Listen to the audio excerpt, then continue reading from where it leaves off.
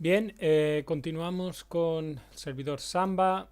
En este caso vamos a ver cómo crear recursos compartidos en el fichero de configuración. Para lo cual tenéis que recordar que hablábamos de que había que crear una sección dentro del fichero /etc /samba smb.conf.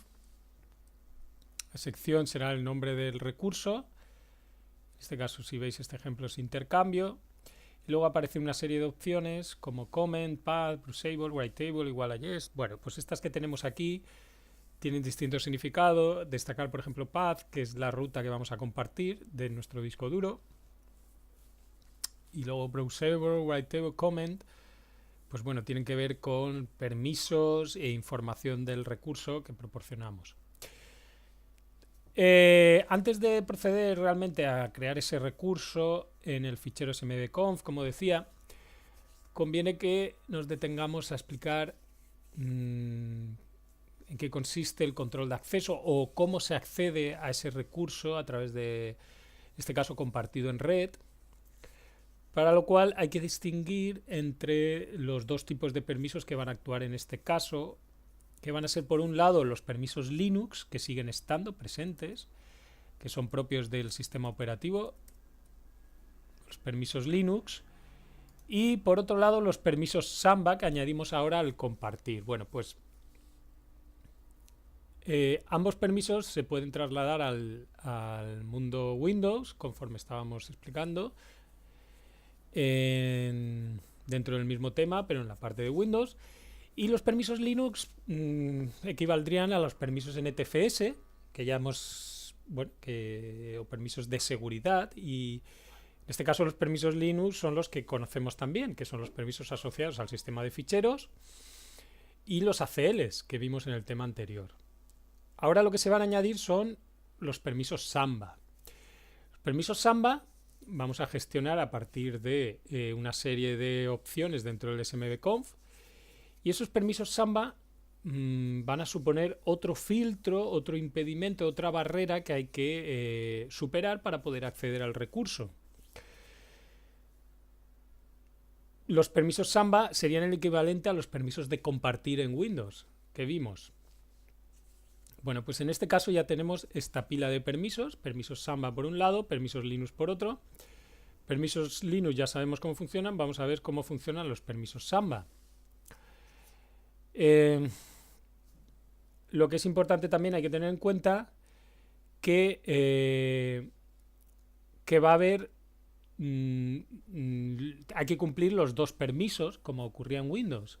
Tanto los permisos del sistema operativo como los permisos Samba deben cumplirse para poder grabar o, bueno, para poder acceder al recurso, poder escribir, poder leer, etcétera.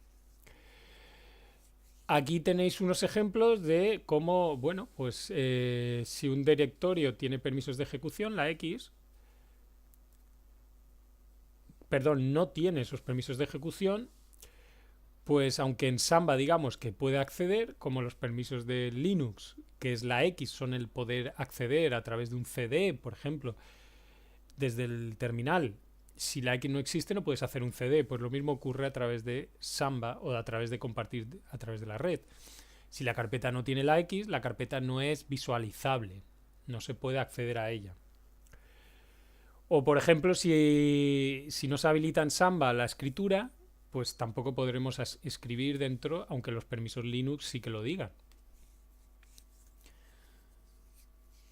Y viceversa, digamos, si no lo tiene en el sistema de ficheros la W, pues tampoco podremos escribir en Samba.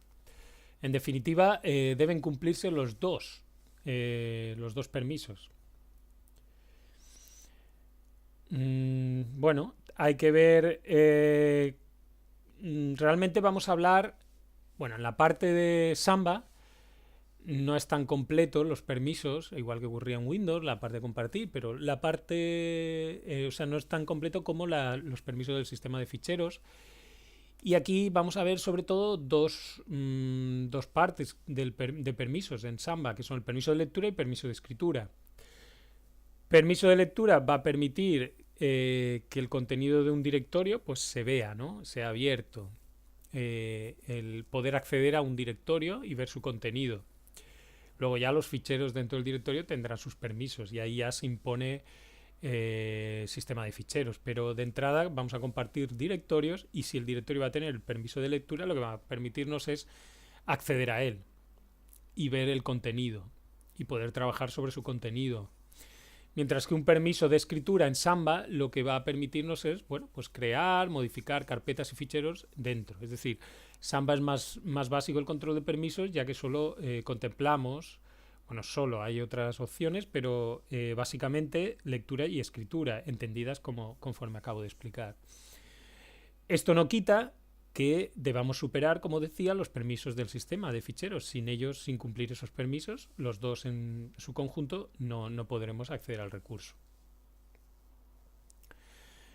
Bueno, pues en la presentación tenéis ahí distintas opciones de Samba para la gestión de los permisos Samba. Bueno, aquí veis opción Admin Users. Bueno, pues aquí si veis un ejemplo, Admin Users igual a José Ramón y espacio Alberto. Bueno, aquí tenéis los parámetros que pueden usar. La idea es que admin users lo ponéis en el smdconf y luego igual a una lista de usuarios y lo que hace es que esos usuarios actuarán sobre los ficheros como si fueran root. Esto en cierto modo es como un control total en Windows. Y como veis, pues bueno, pueden modificar o borrar cualquier trabajo de otro usuario, no importa cuáles sean los permisos. Bueno, pues veis, lo que estamos haciendo es control total con estos usuarios, ya digo, pero siempre el sistema de ficheros a su vez lo tiene que permitir, con lo cual hay que verlo con cierta, bueno, con esas dos partes, digamos, de los permisos deben cumplirse. No obstante, admin user, ya digo, es el equivalente a un control total, con lo cual puedes borrar cualquier fichero creado por otro usuario, independientemente de los permisos que tenga el otro a través de Samba o como lo haya creado. Desde Samba nos permitiría. Bueno, valid, invalid users, aquí tenéis también valid users igual a una lista. @ es para indicar un grupo. Entonces valid users igual, y también en admin users podía haber usado la @ valid users igual a @alumnos José Ramón, o sea, espacio aquí no cabe, pero iría a continuación. Lo que estamos diciendo que el grupo alumnos y el usuario José Ramón son los únicos válidos. Esto lo que significa es que bueno, pues que solo estos usuarios son válidos. Por defecto todos son válidos, pero si lo indicamos de forma explícita, los otros no van a poder acceder, solo estos que indiquemos. También existe invalid para decir quiénes no, y el resto sí. Read only, bueno, pues read only, solo lectura. La idea aquí es que el recurso solo es visible en modo lectura. Modo lectura sería pues poder ver su contenido, abrir fichero y demás. Repito, siempre que el sistema de ficheros lo permita. Siempre que el sistema de ficheros lo permita, como hemos hecho, o sea, cumpliendo los permisos de Linux. Entonces, read only igual a yes, lo veremos. Write table igual a yes es el permiso de escritura sobre el recurso. Son permisos generales, digamos. Read only igual a yes, permiso de lectura. Y si pones read only igual a yes, estás diciendo que no hay escritura. Entonces, también esto es un poco uno u otro. Write table igual a yes significa que es lectura y bueno, lectura, el requisito puede ser accedido como escritura, es decir, se pueden crear ficheros y carpetas. Luego, write table igual a yes es que podemos escribir sobre el recurso. Vale. Read list, una lista de usuarios que tienen permisos de lectura, que es solo lectura. Y write list es una lista de usuarios o grupos con permisos de escritura. Read list, permisos de escritura. Write list, permisos de escritura. Bueno, write table igual a yes. Si ponemos write table igual a yes, permite escribir y el resto y también leer. Porque por defecto, si no lo indicamos, el permiso de lectura está activo. Es decir, el read only por defecto Por defecto, si un usuario está registrado en Samba y accede al recurso y el usuario tiene permisos de lectura, el usuario puede leer. O sea, por defecto, los usuarios acceden y pueden hacer lo que sus permisos les permita en el sistema de ficheros, tanto lectura como escritura.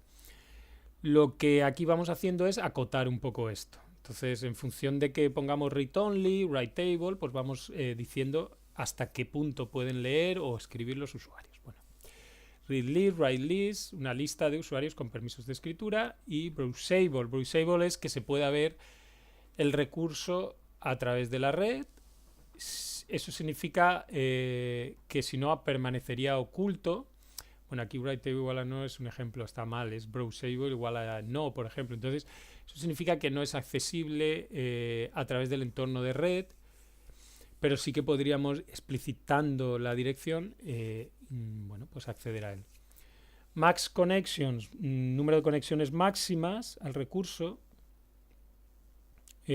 hasta 1000 conexiones simultáneas al recurso se podrían establecer. 0 si es ilimitado. Y guest only es un acceso de solo invitado que se configura también para un modo lectura controlado, donde todos los usuarios acceden con el mismo usuario invitado. Bueno, pues estos son los parámetros, digamos, básicos. Ahora veremos algunos ejemplos. De momento voy a dejar este vídeo aquí como una explicación inicial.